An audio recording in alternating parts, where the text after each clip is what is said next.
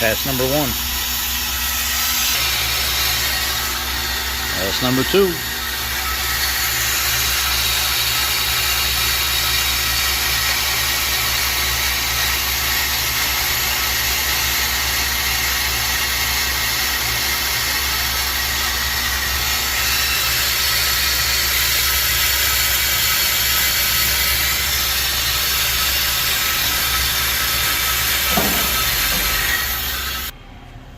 Check real quick, make sure it's not below the minimum thickness. 1.269.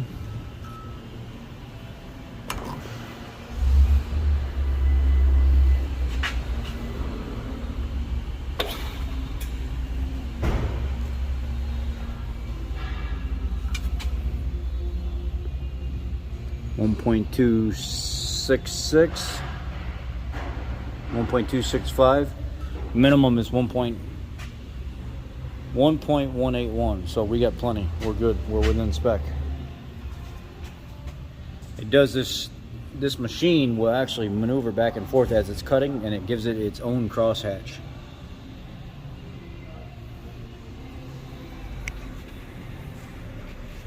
Alright, so what we do is I choose the orange adapter here. It's the 50935, and I put 3 and I just snug them up. I don't make them super tight. And here in the front of the Pro Cut, you can see there's spots right here that this little dial or nub needs to fit into. So what I'll do is I'll come up behind it. It's flipped the right way now. One side you'll do upside down, one side you'll do right side up. This side you do right side up. This is the easy side. So you'll kind of bring it up to it. You'll take your machine head and you'll get it nice and lined up here. Try to get it to fit in one of those holes there. You'll center it on the nub, get that to fit into one of the holes, and then here's your screw that screws everything in, and then you'll line it up here on the back like so. And you'll take this.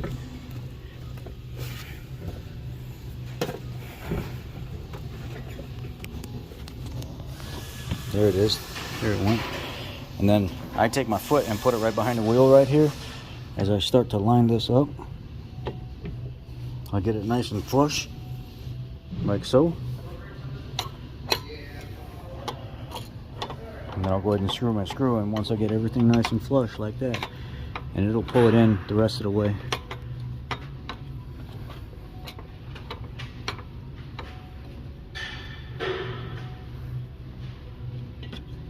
There it is. So when I get that, I'll nice and snug, but I don't try to kill it. And then once I get this, I'll split my depth between the lower part of my dust shield and the top part of my dust shield. I'll split my depth about right in there. About right in there. Then I'll come back here and I'll lock my brake wheel in, and then it'll hold it there. And then I'll come over here and I'll hit start.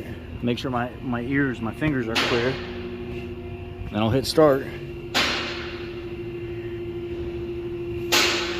Here. I'll turn it on. You see how it's working back and forth right there? It naturally does that for a reason. Then I'll hit start and let it do all of its adjustment. You want it less than 1. It'll figure out where it needs to be.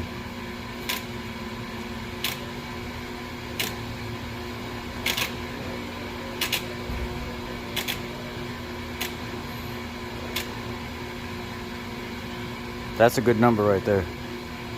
So now once you get that, you'll come over here to your locks. Okay, now I'm right side up. I can do it from this way. You'll unlock your locks. And you'll back this out until they clear.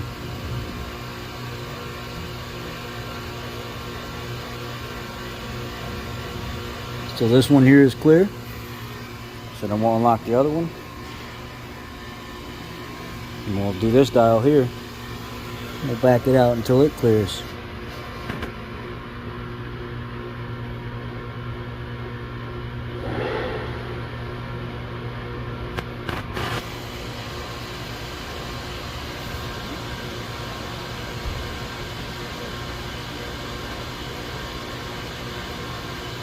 All right, it's cleared. And then what I'll do is I'll take my dial here and I'll run it in until I get about 1/3 of the way in.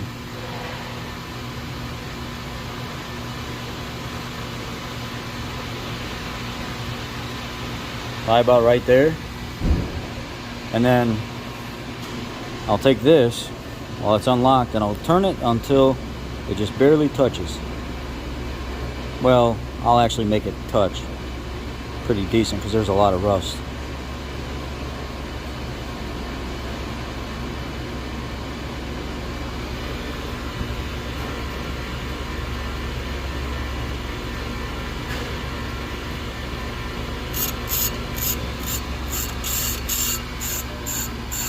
So now I look at my mark and I back it out 5 marks. 1, 2, 3, 4, 5. Now I know where my 0 is at. So I'll do the same thing on the other side.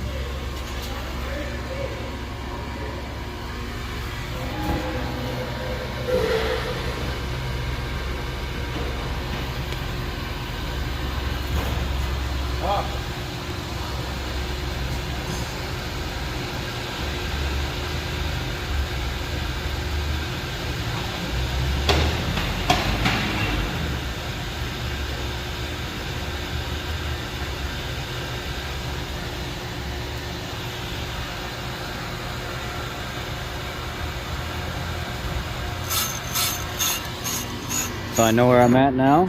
I'll back it out. 1, 2, 3, 4, 5. Lock this in. Now I'm ready to run it in. Alright, so this, when it's out like this, that means it's disengaged and I'm free to maneuver it how I need it to.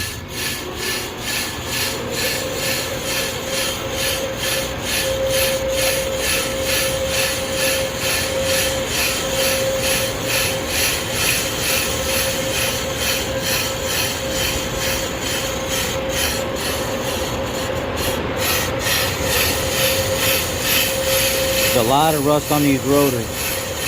They've been sitting for a long time.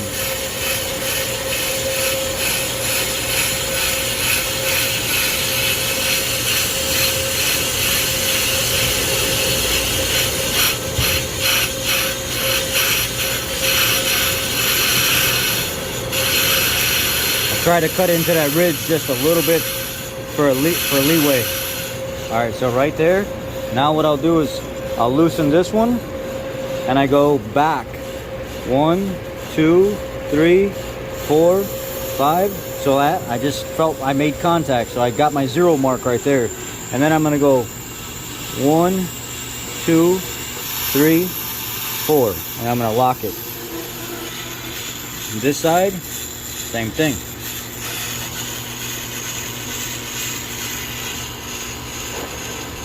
One, 2, 3, 4, 5. All right, that's my 0. I just heard it barely cut.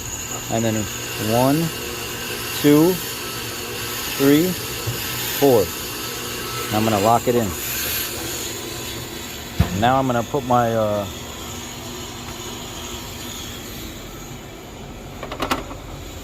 silencer on here.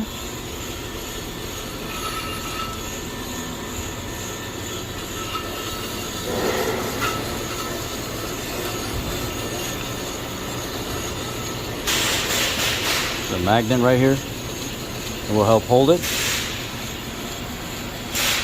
Now send it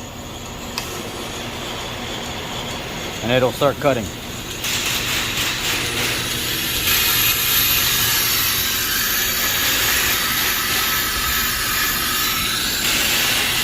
There we go.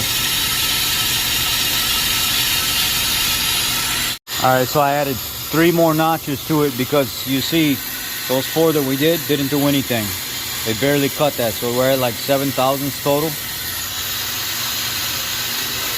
Now it looks like a real good, nice, clean cut. There's This is a company's vehicle where they sat for a really long time and they're trying to refresh them and get them back on the road. And just so you know, the whole vehicle will move when that machine is on it. So don't be alarmed when you see that and you're using this. The vehicle does rock just a little bit because of the machine.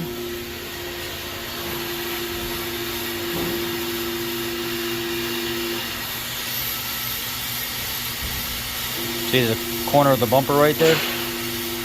In between the split where the lower valance meets the bumper. See it rocking, but that's normal. Now we're on the third pass. It didn't quite get rid of everything. So we're at the exact same as the other side. 10 thousandths total.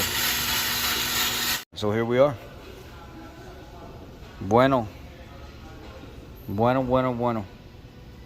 Done.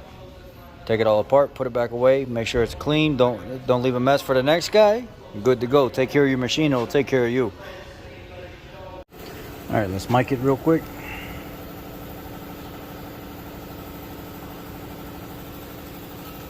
Good.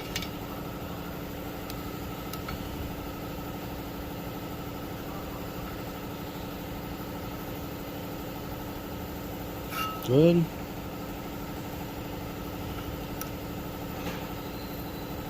Good.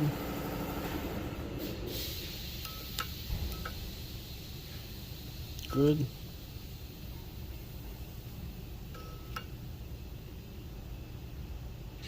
Good. 1.181 inches is the minimum. We still cut rotors here. We've never had a problem with it. I know a lot of people don't like to cut rotors, but we do cut rotors. So both sides turned out great. We've got a whole fleet of these vehicles we have to get back up to running in good shape for this customer. They kind of started losing business and they thinned out their employees. Now the business picked back up. Now they're back to using all the trucks again. Kind of long story short, we're going back in and making sure everything's safe to be on the road. And yeah, it worked out. So that's how you use the Pro Cut machine.